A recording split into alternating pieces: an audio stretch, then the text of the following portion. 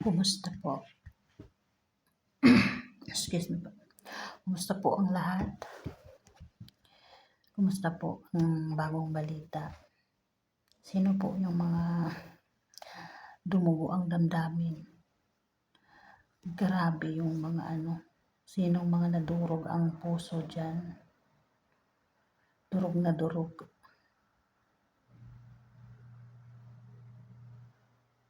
Grabe po yung yun. May pabanta pa. Hindi kaya. Nakakaawa talaga. Nakakaawa na talaga si Krishna sa sitwasyon na to. Parang kung ako yung nasa sitwasyon na ganun. Hindi ko alam kung kaya ko pa bang gumising ng umaga sa ganun. Kasi yung inaasahan mong tao na magtatanggol sa'yo, siya pa yung maglulugmok sa'yo. Nahirap. Ang hirap ng ganung sitwasyon.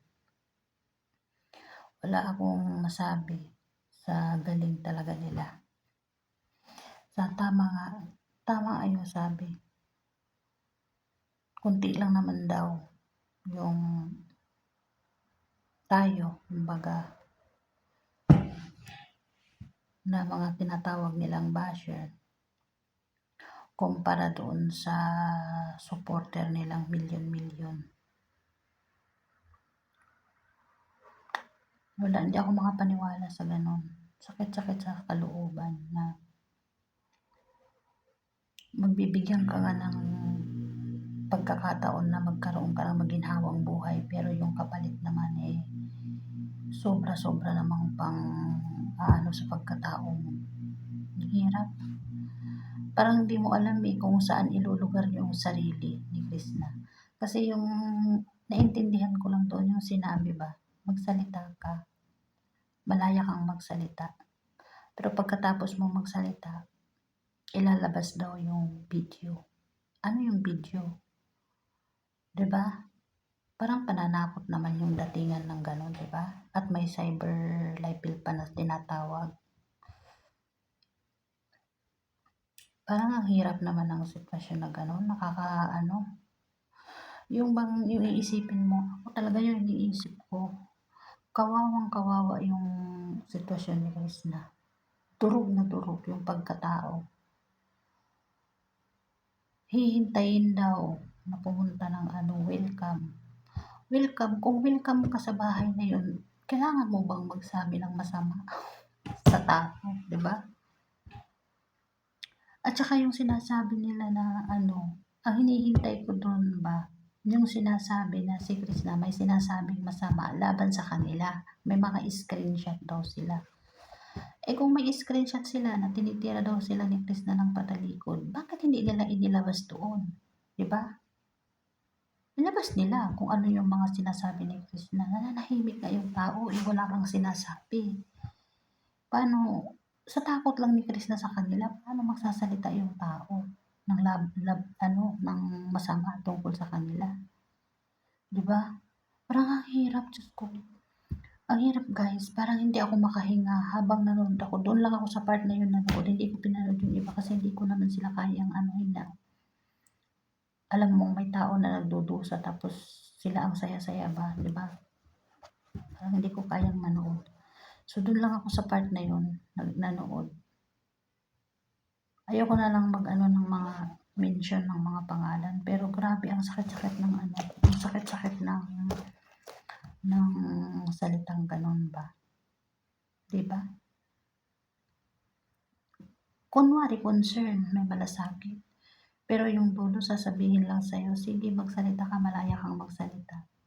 Pero pag after mo magsalita, may ilalabas siyang video. 'Di ba? Oh my God. Anong klaseng ba yung pananakot yun? 'Di ba? Kung ako kay Krishna, kung talagang wala naman siyang ginawang masama, 'di ba? Alam naman natin yun na hindi niya kayang gumawa ng kung may mali man siya, hindi naman alam ko hindi ganoon kalalim, 'di ba? Kasi kahit naman si Dose TV nagsasabi rin na kumbaga maliit lang na bagay, 'di ba? Na napalaki lang ng ano, ng kung ano-anong ano ng mga tao. Sila at saka sa kanila rin talaga nanggagaling yung gulo eh. Live sila ng live, pwede naman kung talagang may ano 'di ba, kung totoo para sa akin guys kung talagang may malasakit dun sa tao, pwede naman diretsuhin pumunta ng bahay, hindi na kailangan mag-live, 'di ba? Eh pwede nga kung ayaw niyang pumunta sa bahay, magkita sa labas, pwede naman gano'n. Bakit kailangan sabihin pa sa maraming tao sa public, 'di ba, na gano'n? Tapos may pagbabanta pa, 'di ba? Grabe, ang sakit-sakit. Parang ako sa sitwasyon ni Chris na parang inisip ko kanina habang nanonood ako. Tapos yung mga comments doon, parang yung mga nagko-comments doon, Diyos ko, hindi kinaya ng power ko. Yung mga pangyurak sa pagkatao ni Chris na parang, ay Diyos ko Lord, parang hindi kinaya. Parang ang hirap-hirap, ang hirap anuhin. Grabe naman yun. Sana, ano, kung mabuti yung mga tao, no? Kung mabuti ka mang tao, sana hindi mo yan ginagawa sa kapwa mo. 'Di ba? Kung tumutulong ka nga sa mga taong hindi mo kilala, 'di ba? Yung pa kayang tao na naging parte minsan ng buhay mo kahit konting panahon lang, 'di ba? Bigyan mo rin ng malasakit ba yung kahit konting ano lang ba, konting concern. Di ko talaga guys, di ko talaga ni konting ano, di ko talaga maisip na mangyayari na sasabihin ng ganun.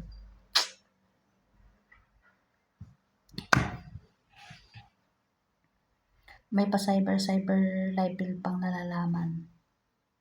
Ano yun, hindi kami pwedeng magsalita, ititikom din namin yung bibig namin, ganun ba yun? Pagkatapos naming maloko, ano ba yung pwedeng maikaso mo doon pagkatapos mong ibabalik ko rin yung ano na yun, yung sa sinasabi na may mga cyber level, ibabalik ko din. Kung ikaw ba, mangangako ka sa taong bayan, sasabihin mo na ito ay totoo na. Hindi ito teleserye, ito totoong buhay na. Pagkatapos, babawiin mo uli yung sinabi mo sa publiko, sasabihin mo na naman uli na parte lang yun ng teleserye. Yun ay acting-acting lang. Pagkatapos mong halik-halikan yung tao, pagkatapos mong yakap-yakapin yung tao, sasabihin mo parte lang ng teleserye. Hindi naman artista si Krishna eh. 'Di ba? Hindi naman siya artista. Ang hirap nun. Parang di mo alam kung saan ilulugar mo yung sarili mo dun. Ay nako. Na ano lang ako guys. Nag-ano lang ako ngayon, mag-ano lang ako ng saloobin ko. Kayo, mag-comment kayo dyan guys kung ano yung mga sarili niyong opinion. Kasi ako hindi ko pa ma-absorb sa sarili ko yung yung nararamdaman ko. Ito lang yung konting ano ko muna ngayon. Kasi hindi pa ako makamove on dun sa salitang after mong malaya kang magsalita. Ay ano ba yun? Malaya kang magsalita. Magsalita ka kung ano yung gusto mong pwede mong sabihin. Pero after mong magsalita, may lalabas na video. Mag-comment kayo guys kung sino mga nakapanood dun. So, yun lang guys. Salamat sa inyo. Mag-comment kayo dyan para pare-parehas tayo ng kung ano yung mga nasa loob nyo. Yun lang guys. Salamat.